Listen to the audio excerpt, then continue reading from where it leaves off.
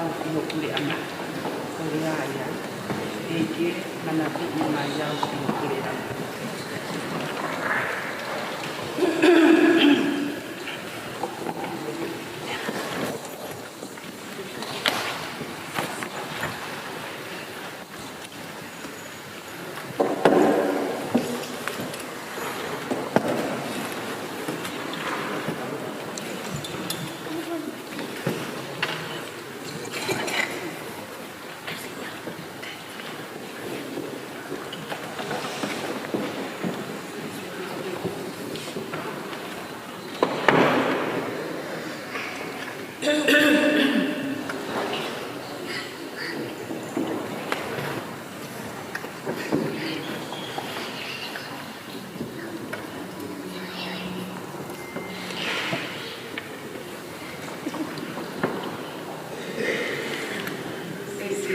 manaku ima yau iyo kule ama korea ya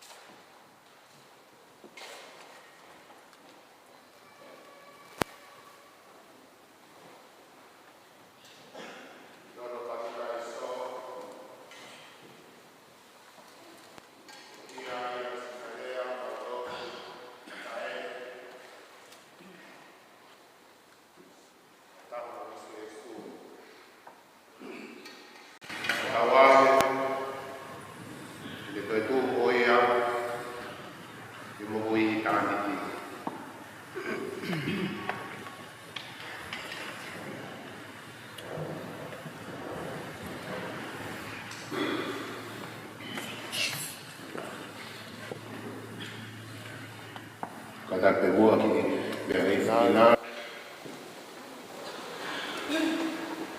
wanga o whakailonga I lewa I tainimi aki ai ngahi whakailonga o e tui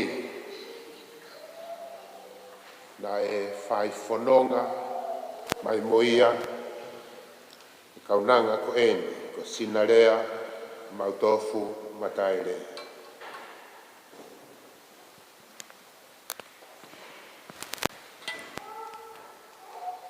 ko e raki o e whakailonga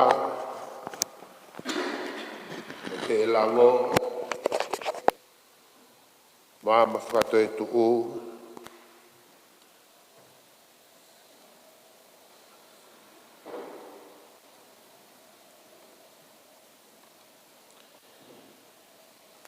ko e whakailonga ini o Kristo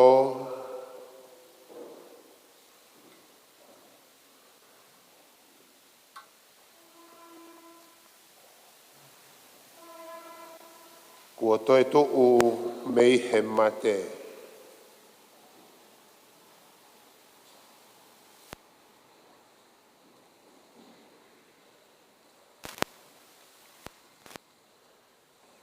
Pea koe mama ia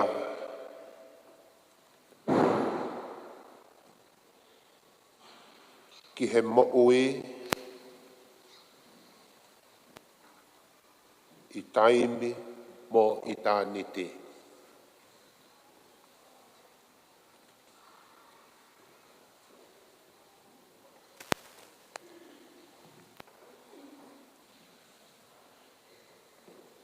Eiki koe ngā ue tōtō iwi mo osi ki a velenga, a sinarea mautofu mataere, o ku mautui mo oni koe uhina e whalala ki mama o Kristo. Ko ia e mama, te nitatake atu ia, mei he mate, ki he mo ui, mei taimi, ki I tāniti.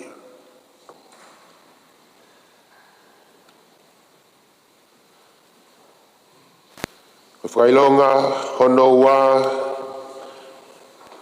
ko e ongo lelei.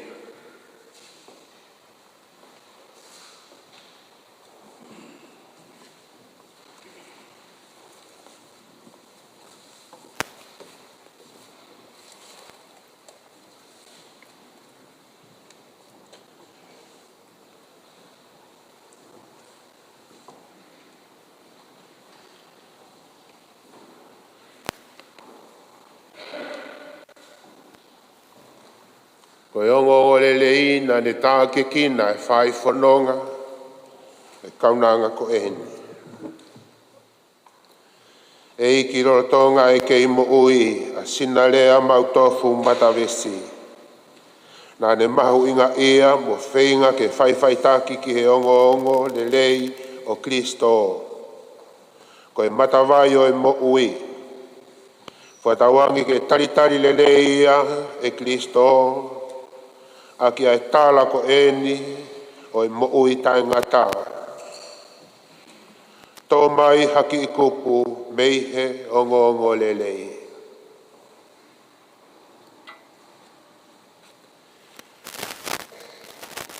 Ko e whailonga hono tolu ko e Kolosi.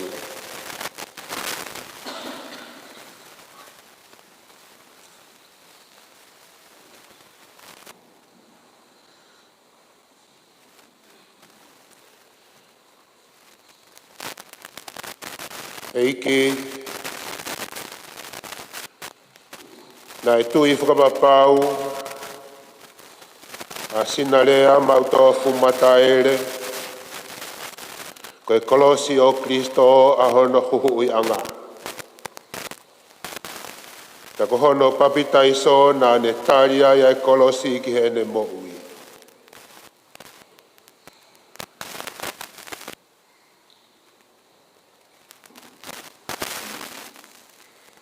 Watawangi ke ne inasi lewa.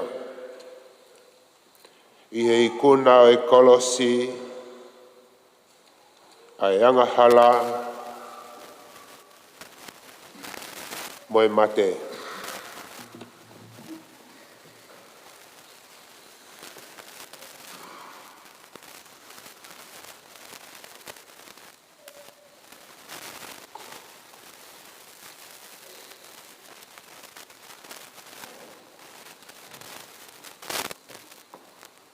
Ko e whakailonga honofa, ko e lo salio o whina, o sinalea mautofu mataele.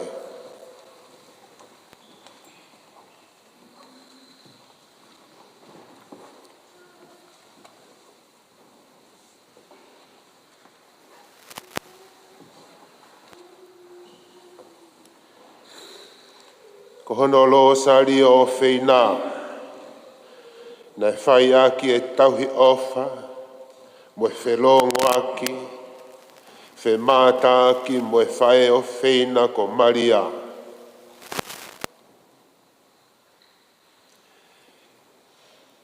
Kua tauange, sina rea mautofu mataele, ki tataki atu koe e he tama a Maria, ki he moui tai ngata, mo e whia o eternity.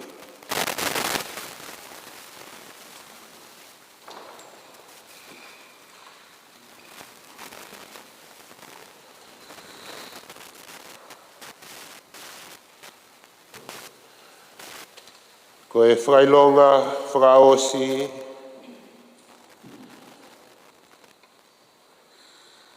ko hono tā o wala o whina.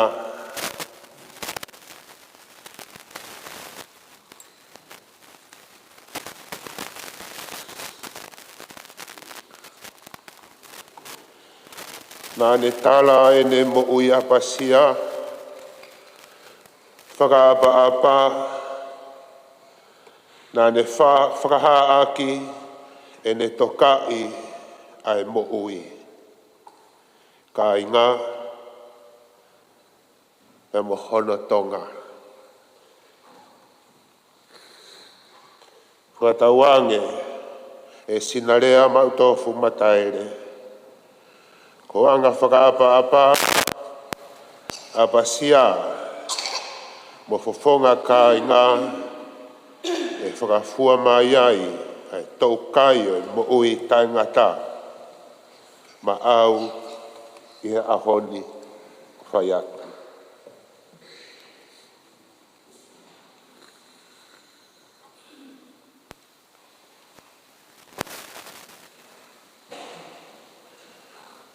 Whawhirewa e whangamari e koe ni, e te iau ne whakahoko atu ai, i o ka lafi, sina rea mautofu mataere, ke ne mea mai.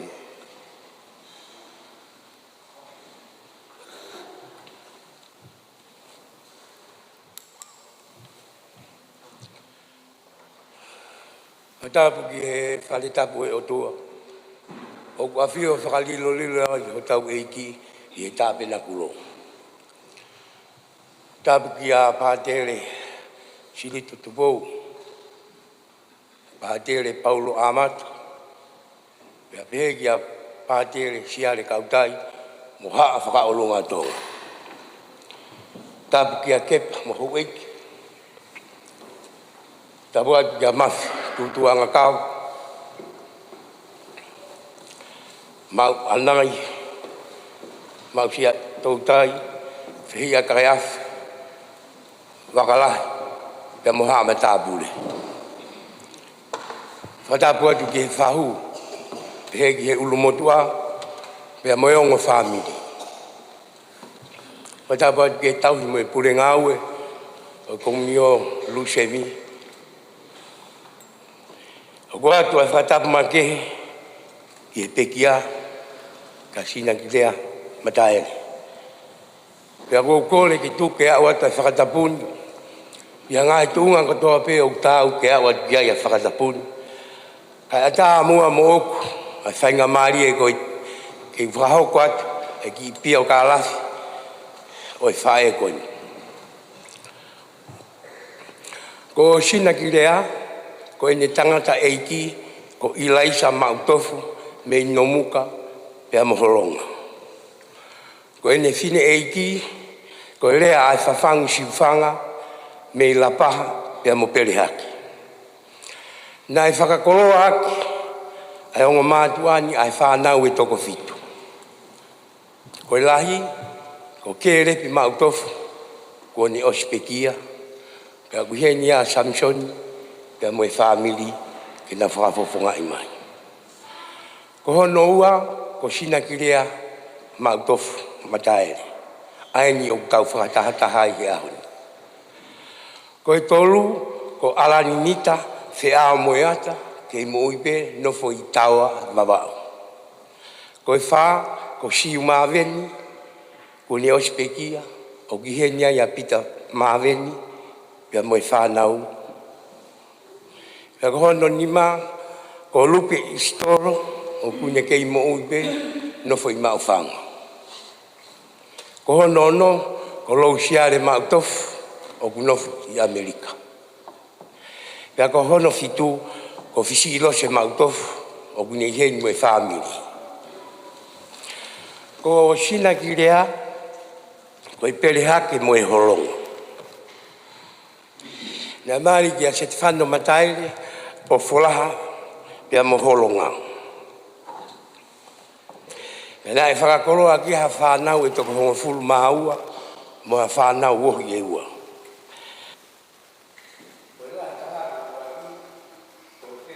Kai whahina, ko ni Ospekia. I Amerika, ka gulawa mai heni a keni, mo ungatea, mo katea, e nā whakafofonga i mai. Ko hono ua, ko Atonio mataere, o kunofo pe Australiani, o kuheni mo e whanau, mo e whangamopuna. Ko hono tolu, ko Itevise Somandavik, o kune kei mo uipe, o kuheni mo e whanau, mo no whangamopuna. Ko e wha, ko e whaiwhikau are na uha, mo e whanau, mo e whangamopuna. Pia ko hono nima, ko Turikawa mataere, o kune iheni, mo e whanau, mo e whangamopuna, o kunofi tonga. Pia ko hono ono, ko whiunau maretino mataere, ko ni Ospekia. Toi pea e hoa, kafa, ta mo e whanau, o kunau iheni. Pia ko hono fitu, ko Rosario Kuren, o kune kei mo uipe, o kunofo iheni, ta kuna iheni, whanau, mo e whangamopuna. Ko e fitu, ko whitauraki mataere, o kunofo i pef, si lava mai mo e hoa, mo e whanau, mo e whangamopuna. Pea ko hono hongo fulu, hiwa, ko mautofu mataere, o kune iheni, whanau, mo e hoa, mo e whangamopuna. Pea ko hono tahataha, ko te vita mataere, o kune iheni, hoa, mo e whanau. Hongo fulu maua, ko Okalani mataere, o kune iheni, whanau, mo e whangamopuna. Pea ko hono fulu mātolu, ko Seini a Kauola, o kuheni, whanau, pea mo e hoa. Pea ko hono fulu mawha, ko Siona kai whahina, nofo Nusila, o kune lama mai kiheni mo e whanau. Ko sina kirea, kanya i tupu haki he sias koe skiviana. Ia toki maari pe mo se te whanu o hoko ai ki e Katolika. Ne ako ke i ako tāpun kiriwa, e ne hoko atu ai ki e Kolisi Queen Charlotte. Ne kau ke kulupu whikua ki a whawhine Katolika, pea mo e kau taha lotu a Maria. Ko e whawhine ofa, mataka inga, ngā ue mālohi, fuakavenga, ta tau he whāmiru, sias ia mo e whonua.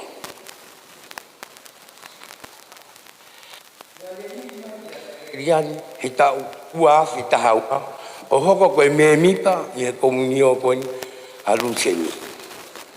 Nā ne mo ui ake a lotu, lau wholofola, i he taimi lahi o e ne mo ui. Nā e whaere ia i aho hiwa o Februari, taha hiwa tolua. Pea pekia i aho tūsite, ua taha o Novema, ua awhi ua tolu. Koe lawa ia e tau e hiwa ngofuru mā taha, mahina he ngofuru e ne mo ui. Ko hono whakamokopuna uruaki, au toko nima ngofuru mā ua. makapuna wa o toku walu ngofulu maono ya kono makapuna tolu o toko ono katoa ia no whakamoko puna o toko te au whangofulu mawha o tau whakataha mai hoa koini kainga i ahoni whamiri kainga lot mahen ko ui ko i tau manatu ofa i si urungang mo si toonga mo ui ai whae koini toka asina i e nonga mo fia maari e ai e ti le vere pa maranga malo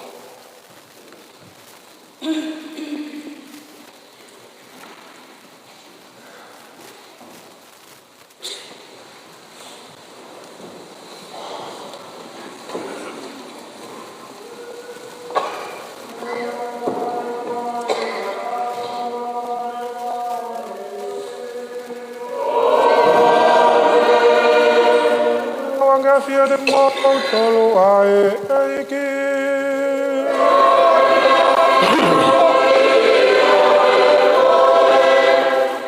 si kai ngā whē nāu tau whatataha mai e pongpongi pafu ofa koen ke tau kātonga e ukarisia e whakamāwae mai kaunanga koen kaunanga ofeina e whamiri wheina e whanua sia si wheina whoki he otua ngā koene tōnga mo ui.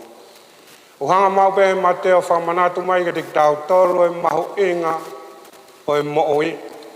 Ke te tau tolu koeni o ku kei mo ui. Ko hia koene mo ui ke whakatatau ki he whinangalo mo e wholofola e o tua. O tau ihenia he ahoni ke tau whakamāwae mo ia. Tau hanga whakaheke heka ai ne wholau i he amanaki le rei mo e toi e taritaria i he wani i he alofi o tua koe tau tamai whakahewani. Ko hia koe mahu inga e mo ui ke te tau tolu, koe tau no e tau mo ui he taimilahi, he tau rea mo tau ngau e, tau hanga ke mua ke o tua hu mo tau tapa ke hene mesi mo ne alofa, ma ke tau tolu, ke tau tuha mo tau pe mo e wheilau lau.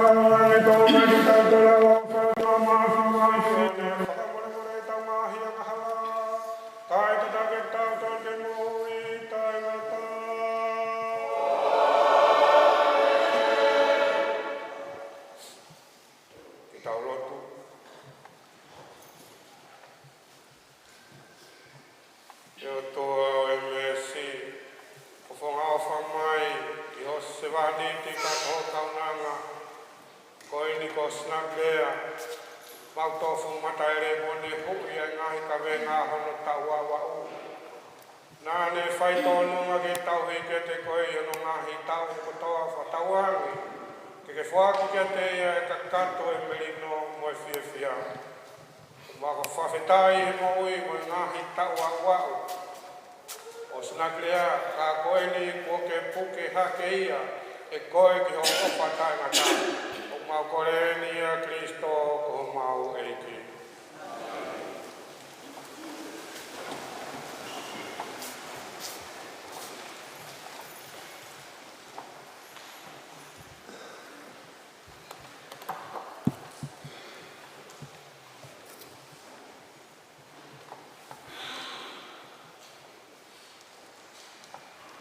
Koe wholofola, o to'o ia me he tohi sene si.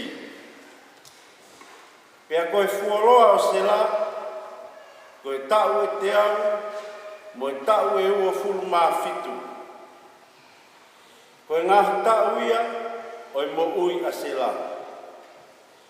Pea pekia a se la, i kiri ati a apa, aia, ko hepeloni, i he whanua ko kēnani.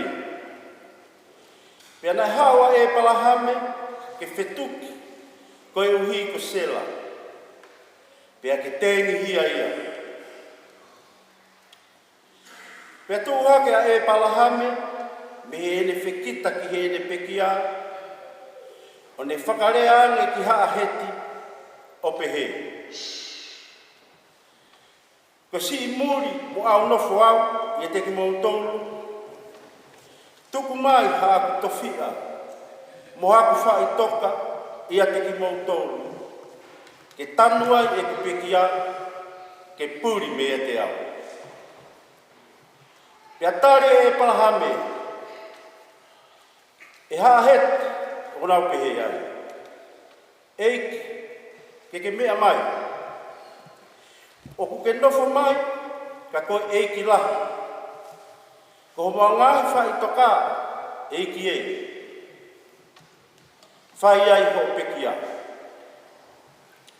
O ku i kai he toko taha, tene tāpuni, hono whai ho pekia, i ho nau whai toka. Pea tua e palahame, o whai e ne whaka apa apa, ki he kakai o e whanua, a haa heti, pia nerea o pehe. Ka aku pehe rewa ho o mauro tō. Ke utanu e ku pekia, ke puri me ia te au. Pia mou ofa, o whaia e ku kore. Kia e wheloni, ko e whoha o soha. Ko e uhi, ke ne tuku mai ai ana o makipila. Aia, oku o ona. Aia, oku i he ngata anga o hono api, kau atu hapaanga, ke whiunga. Ka ne tuku mai ia kia te au, i ho mou loto ngā, ko hoku tofia, mo hoku whai toka. Pea koe api o e whaloni, aia, oku i makapila, aia oku tuku, i he hahake o mamiri, io, ai api mo e ana o ku iai. Mo e ngahi a kau kotoa pē, o ku ihe api, io, mo e ngahi a kau, ko e kau a takatakai, na e whakapapau ia mo e palahami, ko e nebe. I he au o haaheti. Mo ki nau tolu, na e whialuaki i he matapa o hono koro. Pea hiri ia, na e tanu e palahame a hono ua ifi ko se la, i he ana, i he api ko makapila, ki he hahake o mamiri, aia ko hepelonu, i he whanua ko kēnani. Pea koe api, mo e ana o kuiai, na e whakapapau mo e palahame me haaheti. Ko hono tofia, a hono whaipapa. Ko e whula tono ia ai eiki.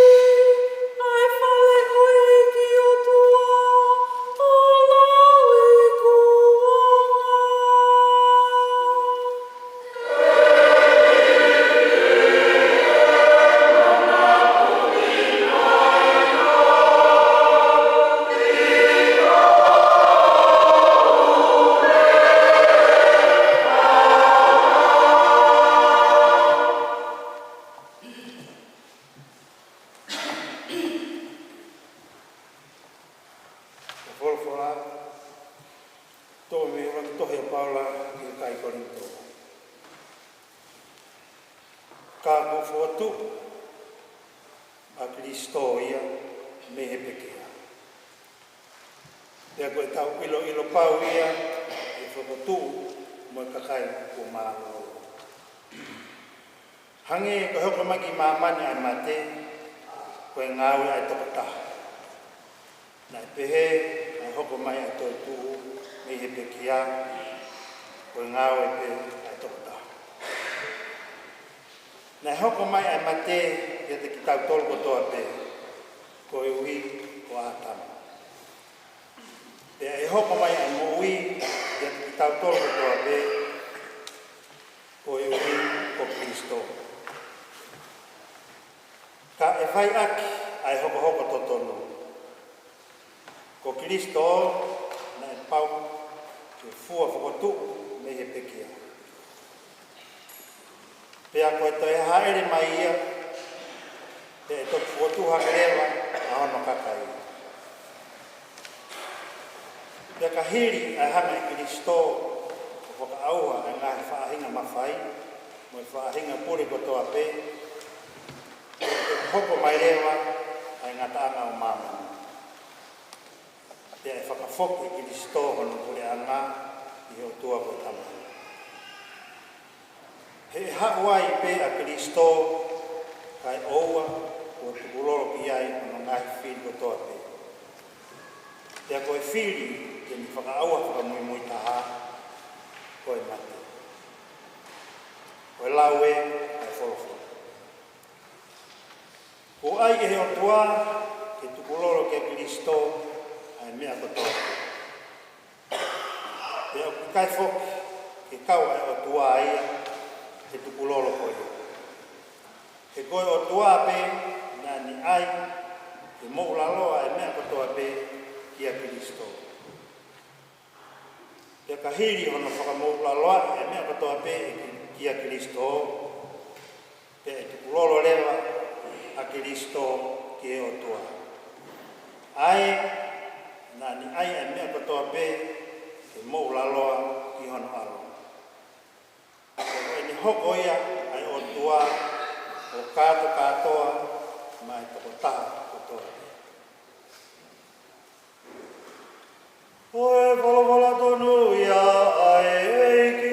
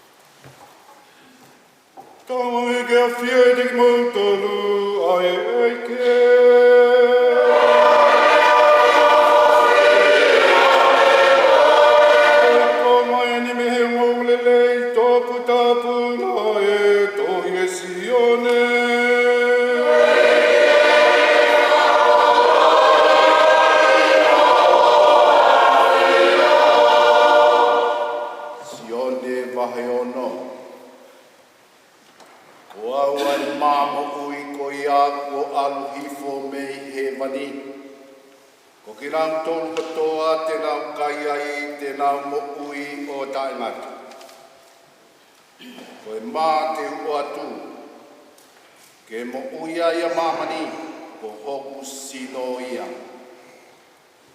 Pea whilaua ki aia kakai.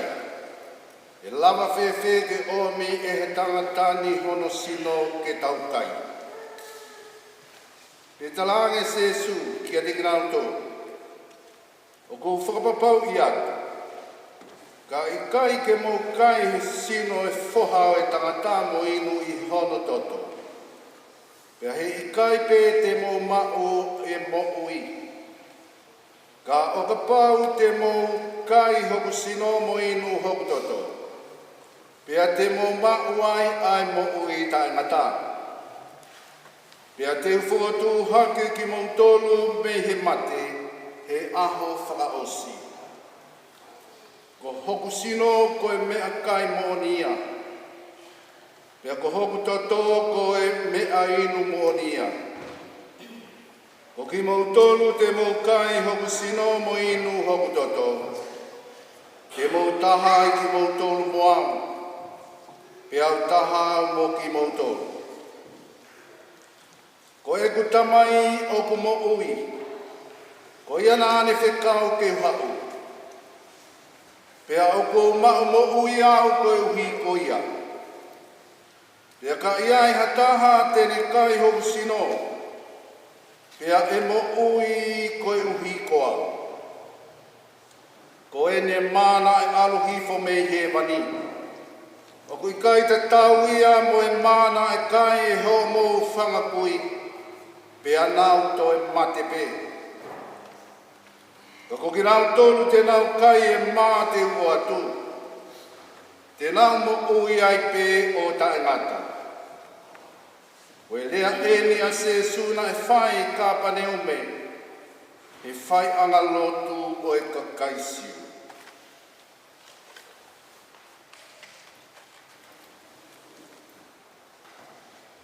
Ko maune lei tonu i au e eike.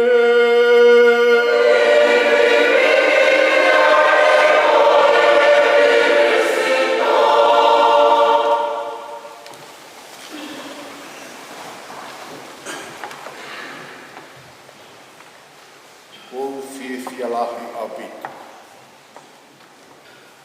Ki te iheni, i kātoanga koeni o e whakaheke heka i whanonga a sina mo ki moutou. Ia ko kore pe mua ke u. Ki lawe no ngō ki hakonga e pio kāla whi.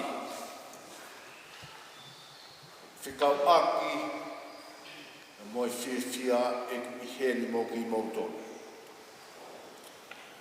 Nai whine e ki ko tā uwha. Tu whiwhine o mautofu.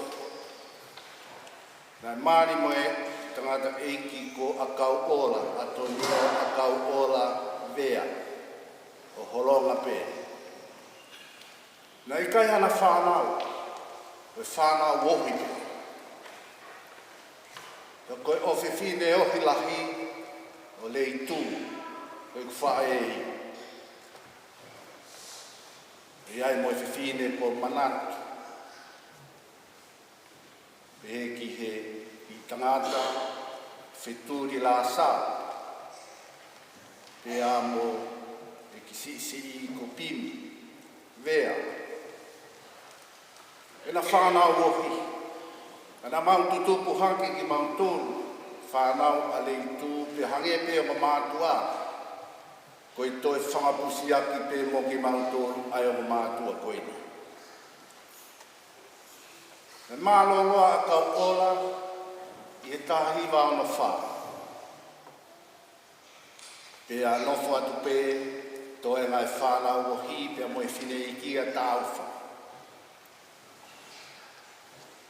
Pea i he whai whanonga atu koe ni ngai lewa i ki whanau a manatu e tō oua. Aia ko seini pea i he teimina e whanau ki aia ki tamasii, sisi, le mālolo aia manatu. Hoko atu pe, ai whine eiki ko e ni anga e ne mo ui, pe alu aki pe. whamiri o sina pea ki ho mau api. Pea o pe ki hatu unga o whelo toi pea e o whine mātua sina mo leitu ke na takitaha o ohi ai o ki tamai ki koe. Ai o ko seini na ave e sina pea o Antoni na ave e whine ki. Whakahingoa pea Antoni ki he ene kui ko Antonio Akau Ola vea. O ke taha pe ia si whamiri o mo i heni me i holonga i whoke malapu mo perehaka. Ai o maa e kāinga o si o ke tau i heni whaike he kai whanonga a sina i lea. Ai moi e whine e ki koe ni a kūlawe ki a ia tāu. Whi alu aki pē, a po sina mo mauapi whahaku ai. Whine e ki ko mako Felice me malapu o a. E whoki mai a tāu whakaanga ia o ene mo ui. Ne hoko ki hono aho, si maloro ai, hau lewa kere. Mo e kai ngā ngahi hono whanua i whihia kai awhi. Whai toka ia i holonga. O te rio ai a tau. O ke taha pē mea whakawhiawhia i a te au. Ai lava ke whakamo ui pēa hingoa tau wha i whakamo o puna o sina. Ai a koe o whiwhine o turikawa o whakahingoa o tau wha. Ko sina, e hanga e te wakai koe whakaos, kike te ilo hataha, o ke toi motu ange i a sina. O sina koe whakaosinga, o e mātua ne mātupu hake ai, ai mātua na anau, tōnonga ki hono langa i komunio, kau angelo tauhi i holonga. Ai ai kāinga, me i malapu, pe pepe me perehaki. Kai nai ai komunio kau angelo tauhi i holonga. Nana whai taha a witu. Ia mōne lea tonga, na e taha e nau whohe. Ia i beha whanki whetō aki, ana e kai ke lava he whetō aki ko ia, ke ne hanga veuki, ai uoonga taha, mo e whai taha. Ai ki kāinga koe ni. O taha ia whiawhia ki a te ao i heni. I kau whakataha mo ki mautoro. I hona whakahoko e o wau. O e kawa tuku. Whine eiki koe ni ko sina. Na ke aha misi i he kuonga koe ke iki hake. E iai ha kuonga pehe. Ke e mawahe ai toko lahi o e whanau e ka kai koe ni me i holonga. O nā o mo where, i ngāhi whanua o ku tawhi ai e hone, pia mo i huakau ngāhi whanua mūri. Ke kaha misi ki ai i he kuhini.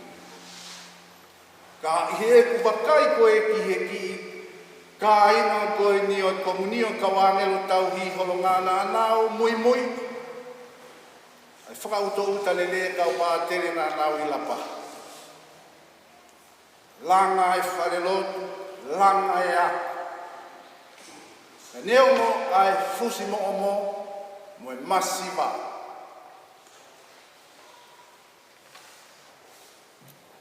Dai lava lele ai mea koe na anau lava. Apia ko e mahi ahoni. Taimine tāpune ai lau tohi ai katolika i tonga, tai o sisi o tonga. Ai whuakilewa i siasi ai kere kere ki apia ko ke pureanga. Mo e whakaamu tēnā o whakalere ai ako i holo. Toko i tūpunga pia o ki ai i he taimini. Ai ku wakai ki he whanau mātua koe ni. Nau mo fere mo. Ya una alu ake pea lau mari koe. Na fai hono na mo i ake nau tolu. I ki komuni o koe ni angelo tauhi i horonga. Una omi ki mori. Una mata poto ke nau mui mui i pe ai hala whanonga koe na iai e nau mātua i he koe. A honi, o tau whakatahataha ko sin. Ia te au koe whaka o singa ia e mātua koe. Ne tōnunga e nau mokui i hono langa e koe o koe. Haku ai pea e whanau ki muri. Le moe whahinga lau maari e koe ia, ke langa aki. Ai pure anga e o tua. Mea te tau pēna nau sio nei whai he nau mātua, nau ki iki hake, nau hiki mai ki whanua mōri koe ni, whahoko pē ai mea te tau. Nau whiria ngahi potu whola o e misa koe ni. Nau tō mai e tā noa ki a sera, waifio e palahame. E nā ihi whanua mōri koe ni, pēa hoko e aho sela, koe mea nei whakaukau e palahame, e neonga nei kai ke fu mahino ki a e palahame a ngahi tewhitoi whakaukau whikau ake moe toi tuu. Ane whie mahu i whanua muri koe ni, e maluki ai sino e pekia. Ke iai ha wheitu, ia ha whemahino ake moe kakai o haanau tolu e whanua, ke malupe ai sino e pekia. Ka ke, koe wheitu e te tau, e te rio ai a sela, na te rio ai pe moe palahana. Toki hoko mai ai whuakawa whuou, whakau aki mo se su e ne taranoa ki he mo i tāngata, ki he toi tuu mei he mate ki he pekia. O e tahare mai ia, ai tāpua ki maha inga koe ki he te ki tau tolu. Ko e tau whai whanonga he mo uini, ka oku iai ai tala owhai o tua oku ne omi koe mo ui tāngata. Whakatoka ngai e Paula, pe koe wholofola hono ua. Hiri e ne tafoki a Paula, e ne whanonga he hala ki Damaskusi. Paula koe siu, pe koe toka taha e kau whai a kolao, o wharesi. Nane mate ki ai tuina ane toku hake ai, mea whakasiu. Ia ia whahina mea ke ne hanga whawhi paki, ai mea e kau siu, le ngāwe Paula ia ke ne hanga whawhi ātungia. Pena ne hoko koe whakatanga, ne kau he kau whakatanga o Sisu, Sesu, ka e māwhoki. Ai ki community for o koe ni kua tupu hake i Palestine, Isileli. Ke hi taimina e tafoke e Paula koe maa usia koe na maa e Paula. Koe lao koe na ane he mate matei hono malu i. Na whenga Paula ke whakamahino ki hono kāinga siu. E kei ke hanga he lao o whakahafi ki rauto. Te whitoi mōni koe na nofo ake Paula na mahino ki a te ia.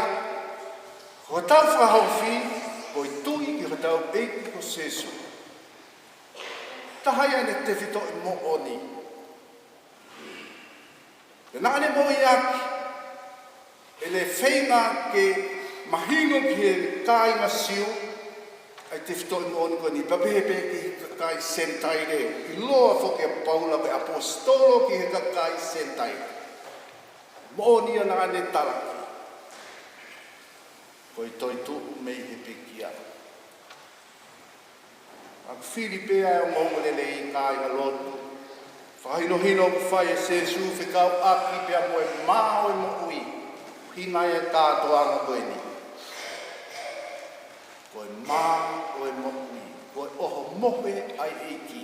Nā ne hanga whakotu. Ko ha whahina o wau ke mui i e ki nau tolu doa pe te nau tui ki a te ia. Ki nau whakatokanga ia i e māba mui waine ka tuanga o i Eukarisia. Ke taha pe ia ka tuanga ai mui aki e sina he ne kei mo ui. Whanau e whanau teu e fuatari eiki ngā ala mea pehe. Pea mo ene anau tau kawe i ai pe, a hono langa, whakalau maari e, whakamāteri e, kom nio e kau angelo tauhi. Lea inga taimi nā ne whanonga mai me tonga ki he whonuana. Pea kune kau, ia nihi, ko nā wau mai ki whonuani ke kere aki, whanua koe ni. Kai kei hopo atu e mokoi ai whanau, whangamoko puna, sina. Ki nāu whakatoka ngā ia, ka ki nāu whakalaulau lo toa e lau maari e, oi tui nā e mokoi aki e sina. Kai māwho ki a hono hoa ko sete, i tonga ki mua ai nāu whanonga mai ki murini. Ko ia si kaunga whanonga i he tui, ki wahe ke whai a te whakahek o i toko taha koe ni. Ko whakatauange, e lau maari e koe ia. Mui ake sina e hoko i he whanau, tau mai whangamoko puna. Ha e tau kawenga mo ui, talake pure anga o i otua. Ha e whaunga, koe ni o kutau iai i he ahoni, kātoanga o i Eukarisia. Tautou tāri, sino moe tātaa o i iki. Sina whalaua, ko ofa atu. Nā ku whanonga mai koe ni o i Okalani. Pao peo nofo o tu whewhini, o Lucia. Pea koe tu siti, pea puna mai o pule lulu. Kai ma breakfast ka le tala mai ko malo loa sina. Ko tu fine o ku fe aku aki ha o ki sene ke ngahi akisi ai family au ki tonga. Ngane tala mai kai ke lava atu ki sene o tonga tatari ki faito fa hobo ke te. Ko ni fa ngongo me ko taimi ni ta le ai to ke ta. Ai aho mo i taimi ko pau ke whakahoko leo. E nāne pe e mai, o whiwhia pe, e te ke whanonga atu ki sene. Ka pe ako atu.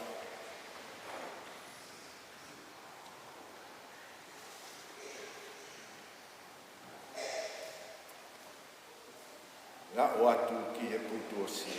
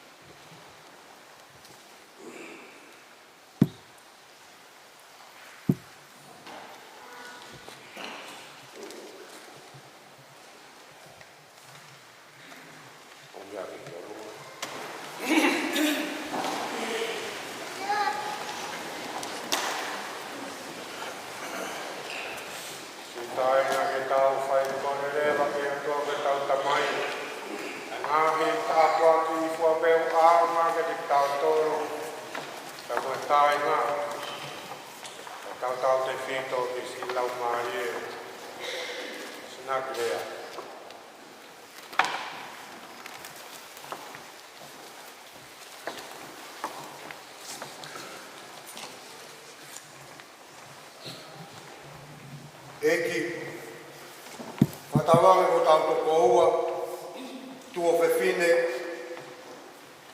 kui me whae ko en usina rea mataele,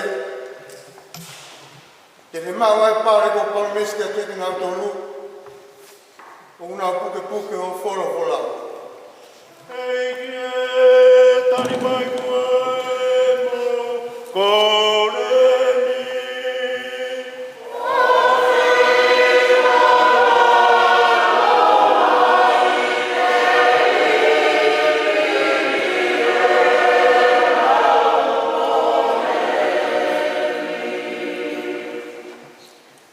Whakatauange ki ke maulawa ma ye mea ofa aloi mata halango ki ngai ofa o whai e tamai o tua ma ki mautolu. Hei kie, tari mai muemo, koreni.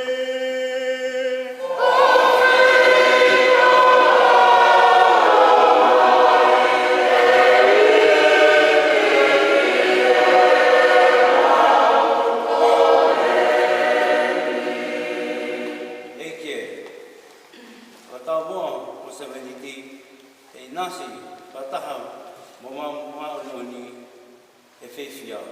Mamani, mananga langi o asinga. Hei kie, tari mai muemo, koreni.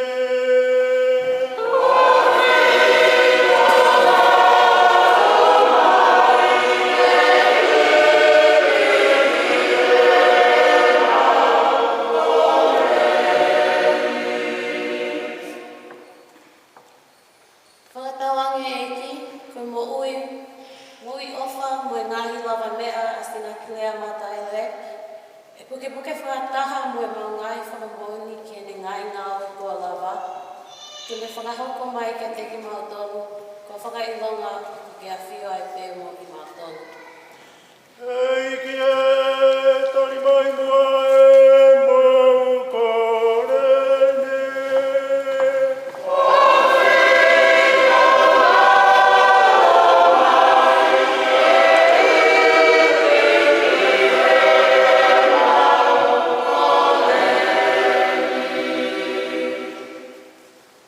Eke, whakatawang ko ki mautoluni o mauteng hia ai pekia o mautoko tahan, te mau sia e kalasia whanonga ho o ofa. Hei kie, tari mai muemo, koreni.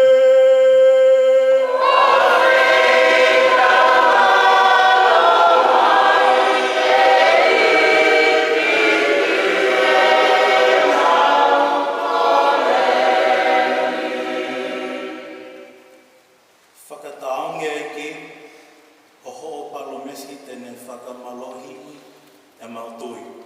Kia mamoi mo siafi aipe, ai ao e toki whakatahatahai, ai te mautolo i Havana.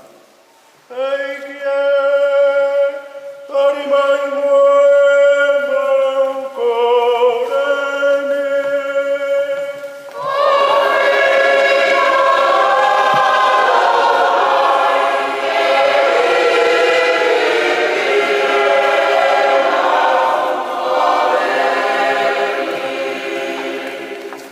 E o toa gomo hawhanga pe mona whanafianga. Koe ni e pangahi roto mo ngai whi mau te kāketa ki a whina e tui pe mai whalala ki o whai mana wawha. O whangati a Kristo ko aro kākau mau eiki.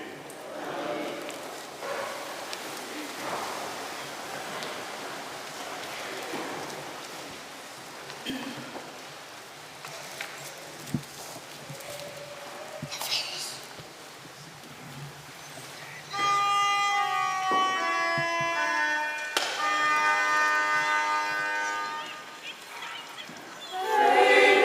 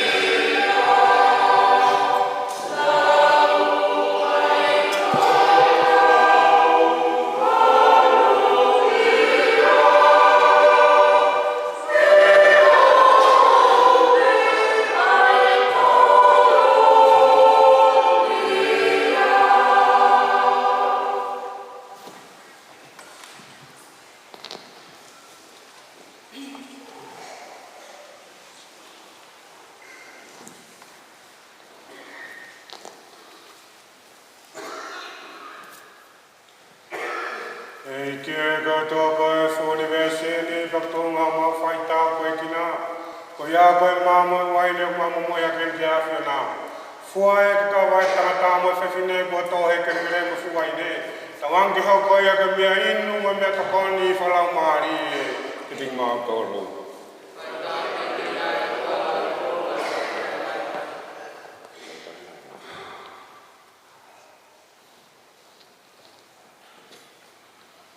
Mo kore kai ngā kuhiki hoi fua e whina roko ke tau tamai e tau whailau launi.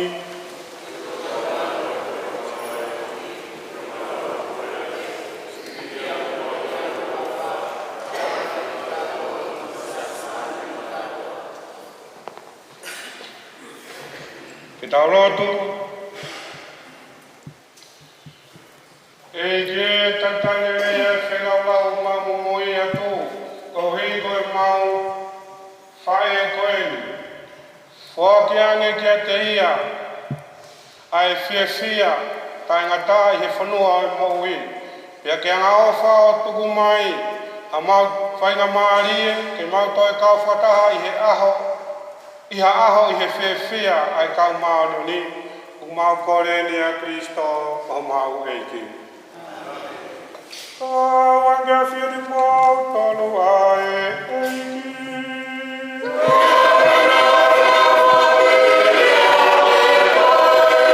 Eiki hake homo loto.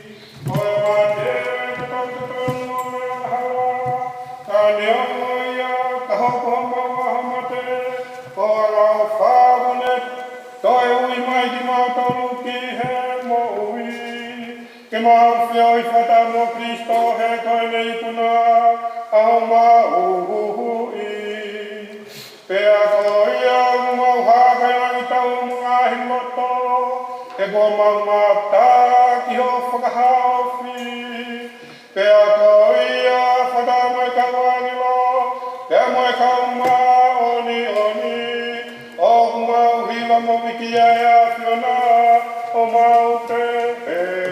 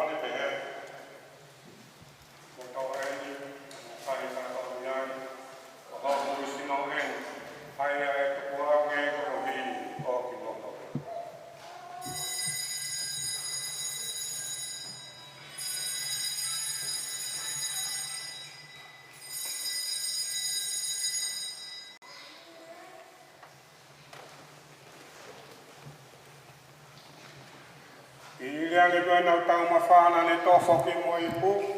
O ne toe whawhitai ai pe te koangere wa ki kawa ko ngā mone pehe. Mo tofo mo e ni pe mo inu katoa mi ai. Ko ipu no hok toto, ko toto ia e whakawa who'ou. Ai e lau i kuong te tāmaka. Te riringi whokia kuhi o ki motoru kai mo e kakai katoa pe. Kai e whamori more i ai angawa. Mo whai e ni o ku whamanatu.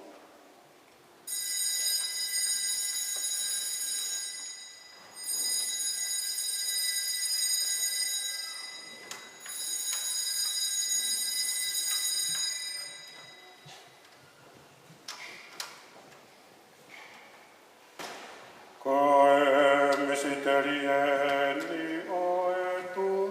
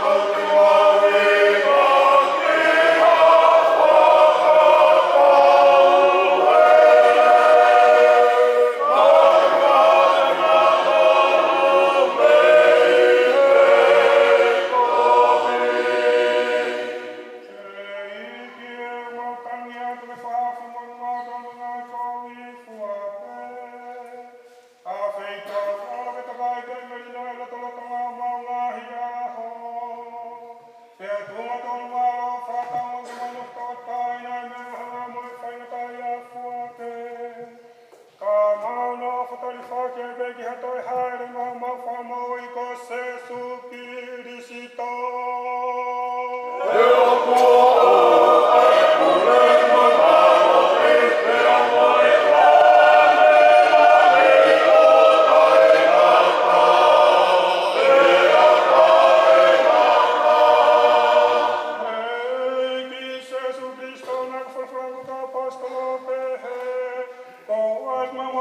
Merino, ko aku yang merino ko fuake tu mamau tau.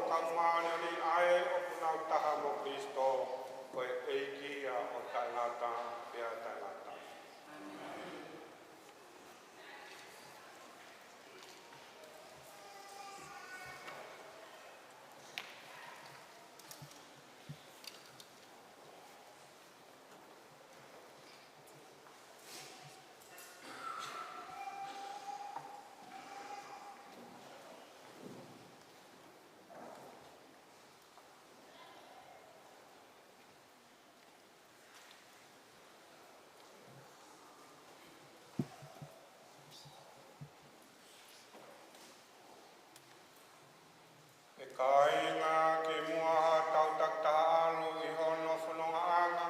Ki tau tak ta whai mua tau ta tau mo tau toko tahani. Ko sinarea au tofu mataere. E whatawange koe tau whakamawai hae tau ofa ke te ia. Pea kene whakamamai ho tau mamahi whakakaukau wai e tau kua merie. E iai ha aho e taha te tau toi whenua ki whiawhia I hanga he ofa a Kristo o I kuna ia mea katoa io pea mate tene whakaaua moia.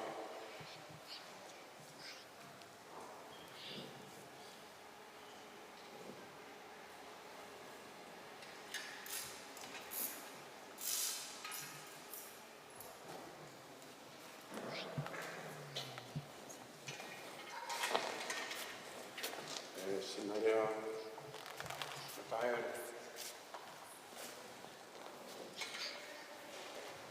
Ko e vai ni o bune whamanatu mai a tau baptaiso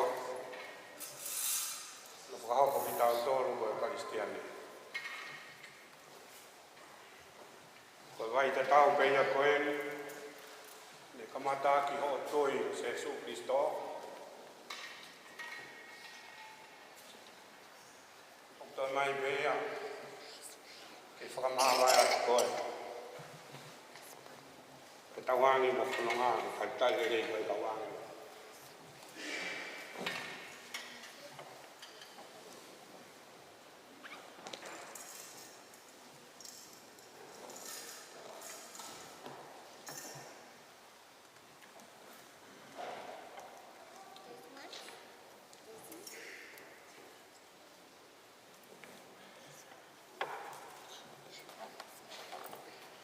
Sinarea, ko I se sohen,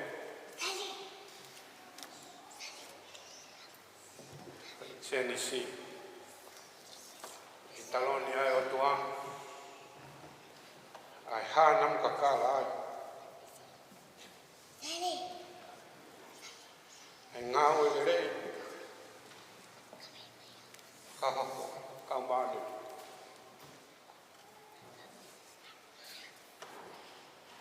Tawangi mo ngau I rei, ke pehe,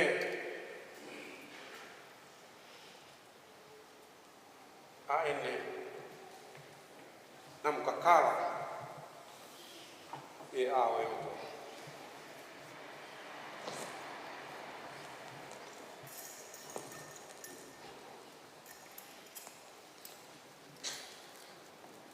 O mo utari, utari ono lau mario a veia ki o tua koe whungani maru.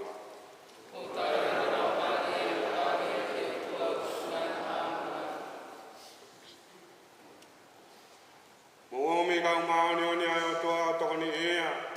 Mo omi kau angela e ki o whakawhitaura ki ia.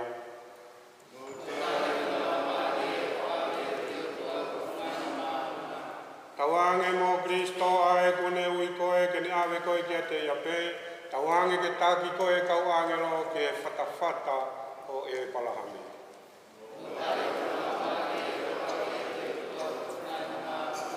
E ki e tuku ange ki a te ia e whemari tae ngata. Pea ke ne holongia I ho maama o tae ngata.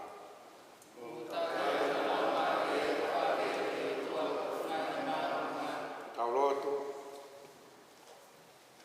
Ala tamai o mau whua ki atu si o mau toko tahani ki o toko koe ni maa. O mau roto tonu a whataha mo ki nau tolu nau peki e a Kristo. Tene toi tuha ke e aho whakamui. O whataha I pe mo Kristo a tae ngata. O mau whawhetai ki ho a whioko hia. Koe tāpua ki kua ke o mai ki si o mau toko tahani rotonga e ni mo I laloni. Ke whakaha aki ai anga. O ho tauhi whakaita mai ke te mau tolu. Kau ma a foki e mau kau ngā mea, mo e kau maano ni I a Jesu Kristo. E kie o whonga hifo, kie mau koreni, tari fia mua si o mau toko tahani ki palataisi. Pea ke toko ni ki mau tolu ke mau lava o whakanonga aki, ai loto mao o e mau tui, kai ua o mau toi whakataha mo si o mau toko tahani, o tā ngata, o mau koreni a Kristo, ko mau eiki. Amen.